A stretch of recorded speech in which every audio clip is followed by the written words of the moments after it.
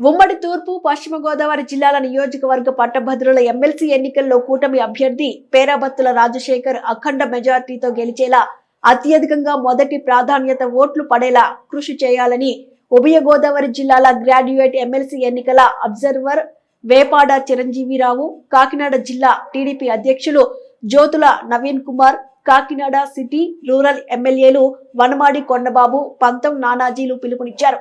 Kakinada city rural నియోజకవర్గాలకు సంబంధించి కాకినాడ జిల్లా టీడీపీ కార్యాలయంలో ఉమ్మడి తూర్పు పశ్చిమ గోదావరి జిల్లాల పట్టభద్రుల ఎమ్మెల్సీ ఎన్నికలపై కూటమి నాయకులతో అవగాహన సదస్సు టీడీపీ జిల్లా అధ్యక్షుడు జ్యోతుల నవీన్ అధ్యక్షతన నిర్వహించారు. ఈ కార్యక్రమంలో ముఖ్య అతిథులుగా ఉభయ గోదావరి జిల్లాల గ్రాడ్యుయేట్ ఎమ్మెల్సీ ఎన్నికల observer Vepada Chiranjeevirao, Kakinada city rural ఎమ్మెల్యేలు వనమాడి కొండబాబు, పంతం నానాజీలు పాల్గొని మాట్లాడుతూ గ్రాడ్యుయేట్ ఎమ్మెల్సీ ఎన్నికలకు సంబంధించి ప్రతి కూటమి డివిజన్ నియోజకవర్గ నాయకులు కార్యకర్తలు సమన్వయంగా గ్రాడ్యుయేట్స్ ను గుర్తించి ఓటు వేసేలా అభ్యర్థించాలని అన్నారు.